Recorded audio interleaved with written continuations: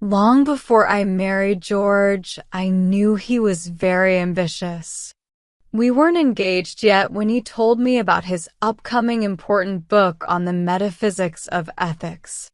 He always said, "I haven't started it yet, but I'll work on it every night once winter begins." During the day, George works as a clerk, spending most of his time on office work. "I wish you had more free time," I used to say when he talked about his book. "I'm not complaining," he said cheerfully. Most great books are written by busy men. I believe that if a person has something original to say, they will find a way to say it. He was so enthusiastic when he spoke like this, and his passion inspired me too. When we were together, we only talked about his future.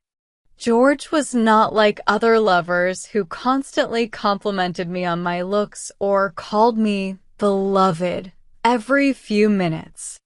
Instead, he held my hand and passionately discussed the metaphysics of ethics. Our engagement didn't last long because George convinced me to marry him by saying, "I can't focus on my book until we're married." He was so determined to write his book that I agreed. We went all around London buying furniture. I really wanted a sofa, but George wisely said, "Let's buy a study table instead. It will help me work, and once the book is done, we can afford many sofas." Once, he went alone to buy pictures for the living room. "I bought a study chair instead," he told me later. "I knew you wouldn't mind, my dear, because it's perfect for writing a big book." He even thought about the ink bottle. "In my room," he said, "I often find that my ink bottle is empty. It frustrates me to write with poor ink. So, I think we should buy a large inkstand with 2 bottles." "We will," I replied happily. "And I'll make sure the bottles are always full." "My love," he said warmly as he liked such comments.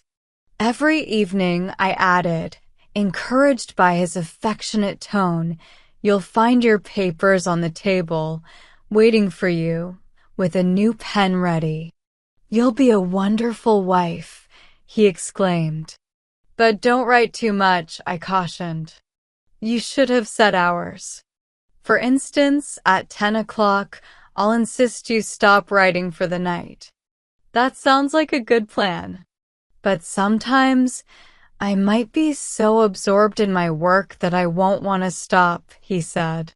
"Oh," I replied, "I'll sneak up behind you and take the pen away." "Every Saturday night," he said, "I'll read to you what I've written during the week." No wonder I loved him. We got married on a September day, and our honeymoon was filled with happy talks about the book.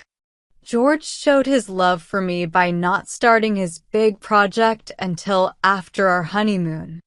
I told him this often, and he smiled warmly in response. The more I praised him, the happier he seemed. This is called sympathy.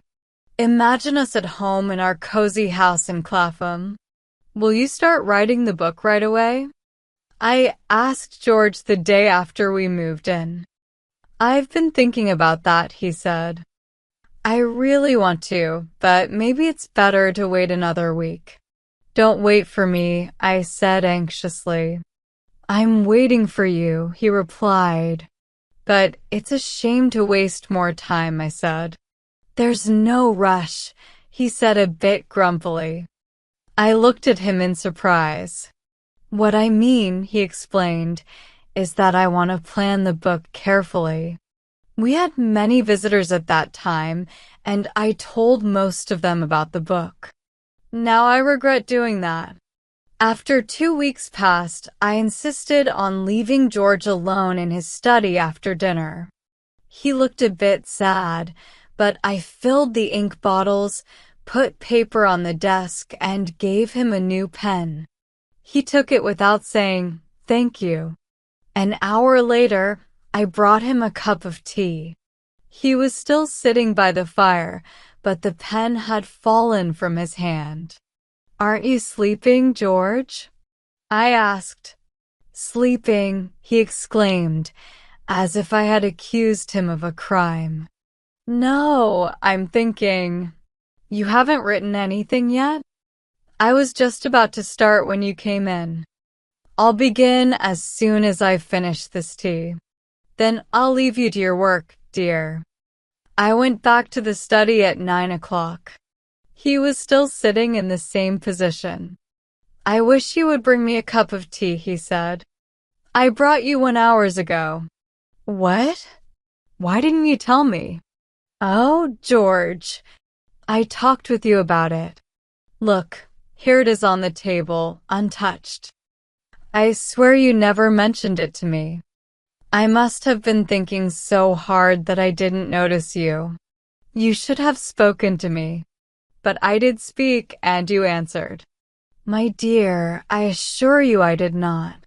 This is very annoying, as it has ruined my evening's work." The next evening George said he didn't feel like writing, and I guess I looked disappointed because he got angry. "I can't be writing all the time," he grumbled. "But you haven't done anything at all yet." That is not a very nice way to say it. "But you said the work would be fun." Did I say it wasn't fun? If you knew anything about writers, you would know that even the hardest working writers sometimes can't write a single line. But they have to start sometime. Well, I'll start tomorrow. The next evening, he didn't seem in a hurry to go into the study. "I'll hang the bedroom pictures," he said. No, you must go and start your book. You really want to see me working on that book. You said you were so excited to start it. I am. Did I say I wasn't? He walked to the study, closing the drawing room door loudly.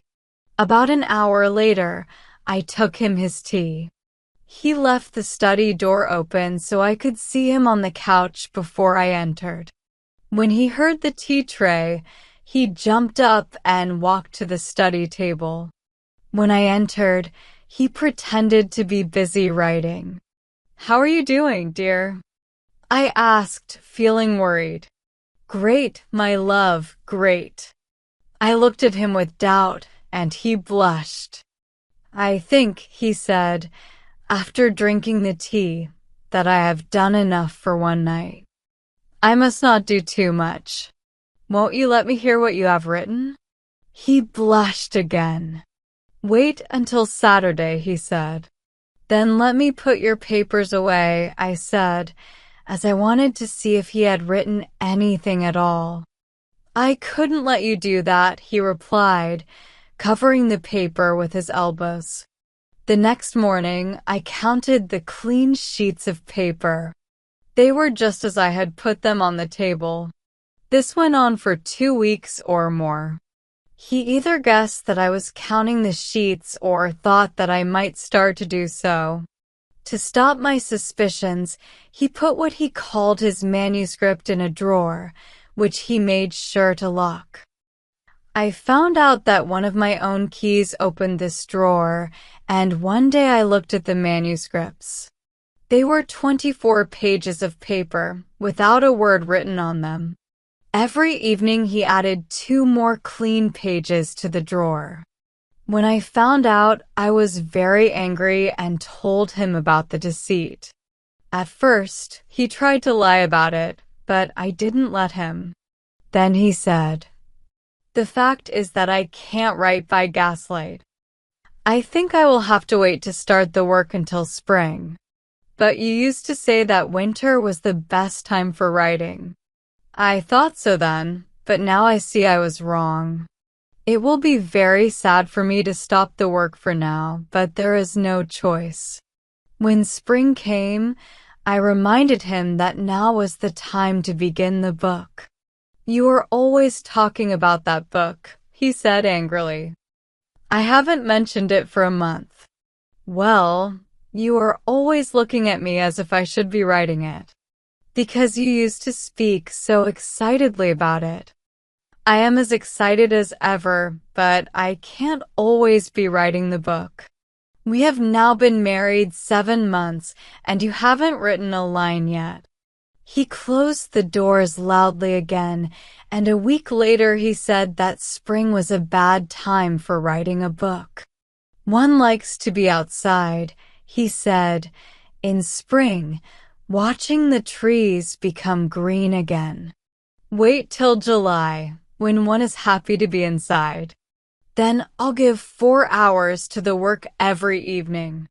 Summer came, and then he said, "It is too hot to write books. Get me another bottle of iced soda water. I'll start the book in the autumn." We have now been married more than 5 years, but the book is not started yet. Usually we do not talk about it, but sometimes he still talks hopefully about beginning. I wonder if there are any other husbands like mine.